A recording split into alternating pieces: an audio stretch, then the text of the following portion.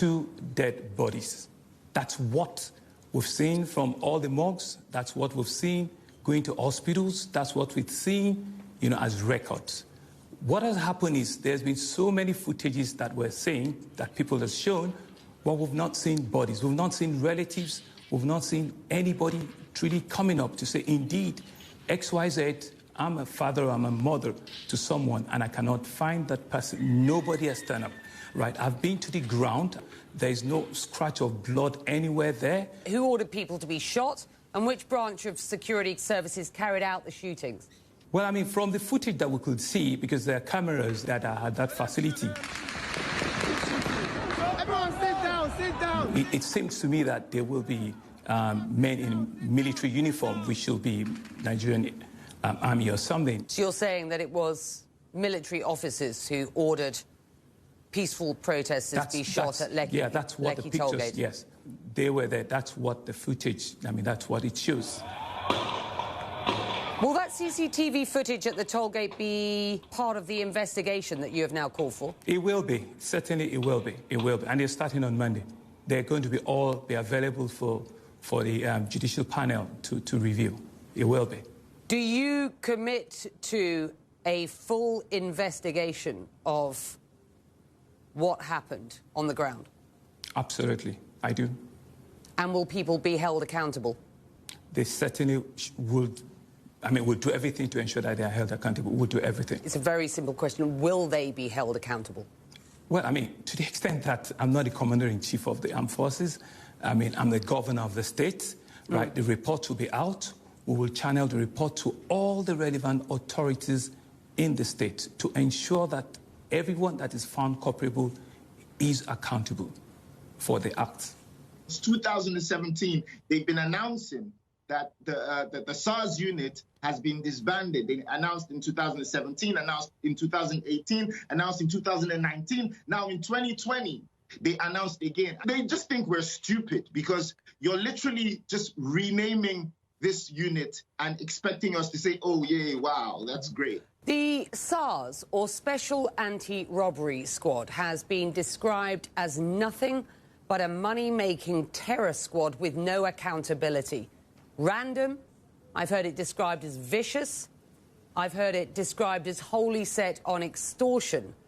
This criticism will not be new to you, and in the past, the government has promised to scrap the group on a number of occasions. Why should anyone believe the government this time around? The president made a pronouncement and says it's been disbanded. The Inspector General of Police made a pronouncement that it's been disbanded. Then the protesters, they went forward and said, we want 5 for 5, meaning we have 5 other things that we want government to do ASAP.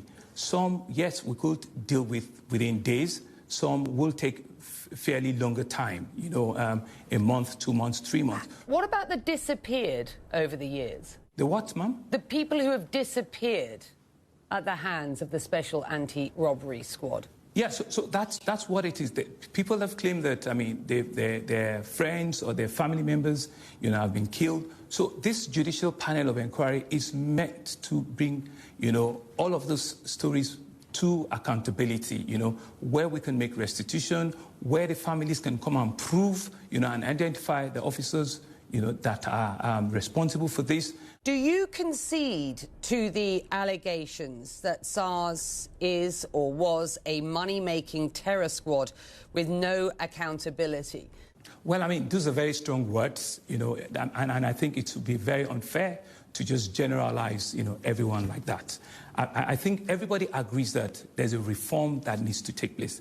There's a change that needs to take place. There's some truth, that need to come on board. So, I've been one of the advocates that says, indeed, they should, be scrapped. Let us have genuine reforms. Let us have, better, conversation and around how we police our citizens, how we police the state, so that we can have a more enduring citizens-police relationship. If you do not concede to the descriptions that I have seen and heard of the group, then how would you describe the Special Anti-Robbery Squad? I think it's a group that have been ill-trained, they've been illy motivated, they've not been fully, equipped with, a standard operating template, for them to know and appreciate the level, of their responsibility in our society. And that's why, it seems that they just went off the cuff completely, probably also because they're not being well compensated, remunerated. Everybody that drives a flashy car, maybe they think, they can extort, from there, very unfortunately, and it's very condemnable. Is it international pressure that has persuaded you as the governor, the government, the president to finally speak out about what is going on and what protesters have been demonstrating for so long in Lagos and in Nigeria? There are no international pressure whatsoever. These are genuine protesters that we all believe, we all acknowledge. I was the only first governor, amongst with due respect to all my other colleagues who all came out to meet with them. I was the first that led from the front. I carried the ENDSARS flags, with them. I met with them twice, and we all had the rally together. We all walked together. Do you genuinely believe that there will be change as a result of what has happened over the past couple of weeks? Becky, there seems no genuine... I genuinely, Becky, I genuinely believe there will be change for two reasons. One, what has happened, especially in Lagos, is extremely unimaginable. That's number one. Number two, it was a clarion call, for all of us in government, especially, understanding and realizing, what the youth, what they truly want us to be doing, so it hit all of us like a thunderbolt. Welcome to the program, everyone. I'm amanpour in London. The United States and the United Nations are strongly condemning the violence that's erupted in Nigeria. And these are some of the latest images, smoke billowing into the sky amid reports of a prison in Lagos being set ablaze. It comes after security forces opened fire at a peaceful demonstration against police brutality on Tuesday.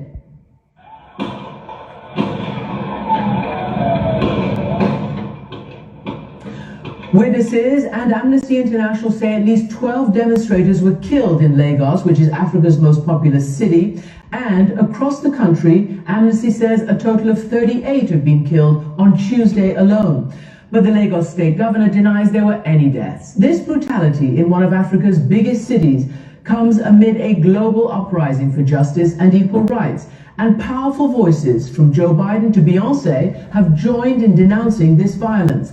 Activist and renowned rapper Folarin Falana, better known by his stage name Falz, led one of the first protests 2 weeks ago, and he's been taking part ever since. And he's joining me now from Lagos. Falz, welcome to the program. We're coming to you because you've obviously got, the pulse of the people. You've got 7 million Instagram followers, and you have been organizing some of these protests and joining in. Can you tell me how this all started? What turned this city into violence? Wow, it's really crazy for everyone out here. It's a horrible time. And if this was yesterday, I probably wouldn't have been able to take this call because I was extremely distraught. It was a horrible incident. But it started probably about 2 weeks ago, roughly about 2 weeks ago, on the 8th of October. Myself and another artist named Runtown, we had shared on our Twitter and Instagram pages that we were going to do a walk, just a march, a peaceful protest against all forms of police brutality, all forms of police misconduct in general. And we did that with the hashtag ENDSARS.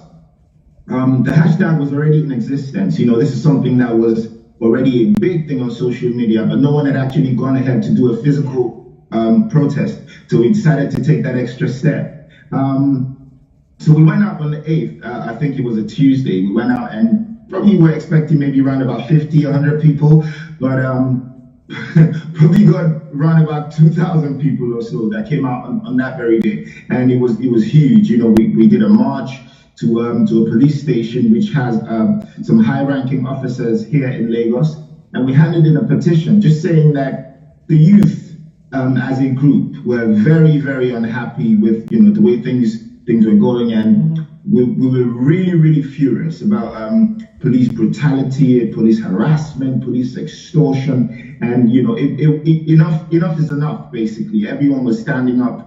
Everyone was lending their voice to this particular cause. So from that day up until now, back to back, it's been a different state in the country, because there's 36 states in total. Right. But apart from that very one on that day, we didn't even have to call for people to come out in other states. Everyone just trooped out, on their own. It's been crazy. It's been really, really crazy. Falz? Yeah. Let me just interrupt you a bit, because I just want to ask you so that our viewers are clear. ENDSARS is the hashtag, and it's the movement. SARS, for everybody to understand, is a special police unit, right? It's the special anti-robbery squad. What is it about them? And apparently they're not in uniform, they're plain clothes, and for years you have been protesting against them. What is it that you're actually protesting? What do they do? It's all forms of violence. It's all forms of brutality, and the offenses that they're supposed to be protecting us against is pretty much the offenses they end up committing. The SARS stands for State Anti-Robbery Squad, but they're committing the armed robbery, because we hear about numerous cases where they stop young people just because you look fresh, just because you look young and you look like you're making a lot of money. They'll stop you, they'll harass you, they'll go through your phone, and sometimes they search for messages from your bank, for example, so they could see your bank account balance. And when they do that, they drive you to an ATM, get you to withdraw money, and before they let you go, if they can't get money off you, they lock you up. We hear about several cases where they've locked people up and those people disappeared because they were eventually killed. So it's really, really crazy. If you're not as lucky when you encounter them, they could shoot you on the spot. It's all forms of violence. They beat people up. They torture people. They murder. They commit armed robbery. It's everything. It's everything. And there have been so many cases. Since about 2017. Let me ask you a question, because you're right, this has been going on since about 2017. Now, as you know, the state governor in Lagos has denied that there were any deaths, although despite video, despite Amnesty International and eyewitnesses, the Nigerian military, or at least a wing of it, the army has said it's fake news, and they don't believe it. But here's what your president has said, because to an extent he says that he's heard you, and these forces should have been off the street, he says. Can we just play a little bit from his speech? The disbanding of SARS is only the first step in our commitment to extensive police reform in order to ensure that the primary duty of the police and other law enforcement agencies remains the protection of lives. Falz, what do you make of that, and how much stock do you put in the pledges for police reform? It's infuriating, it's annoying, it's frustrating, and I think that's exactly how everyone's feeling, because they've been reforming the police for the longest time, but we've never actually seen actual action. And they said, I was about to say, since 2017, they've been announcing that the SARS unit has been disbanded. They announced in 2017, announced in 2018, announced in 2019, now in 2020. After we started these protests, they announced again, and in the same breath, announced that they were replacing that unit with a new unit called the Special Weapons and Tactics Unit. And it's just, they just think we're stupid, because you're literally just renaming this unit and expecting us to say, oh yeah, wow, that's great. Can I ask you something? It's insensitive. I want to ask you what you're demanding, but first I want to ask you, because you alluded to, with the stressful situation and the lack of safety. There are a lot of young people who we've reached out to, a lot of people who are very upset and very, like you, but didn't want to appear on camera because they're afraid for their lives. Are you afraid for your own safety? I'm not afraid for my life. I'm not afraid for my life because where we are right now, I feel like I could easily die by anything else anyway. Like there's a sheer, man, I don't even know where to start from. We have non-existent healthcare, for example. We have a seriously high level of poverty. There's unemployment. We're in a critical state because of how much corruption and just mismanagement of funds that we continue to see on a daily basis. So if I don't come out to sort of complain about the state of things, I could sit down and I could have an accident on my way to work or something, and I could die as a result of that because the state of the healthcare is nothing to write home about. We don't even have proper hospitals. Our hospitals aren't well equipped. People have to travel abroad to get proper healthcare, and every Nigerian, and we keep on saying this, every single Nigerian is one sickness away from passing away. So what kind of life am I living anyway? Like, why should I be afraid of dying? I'm gonna die anyway, so what's the point?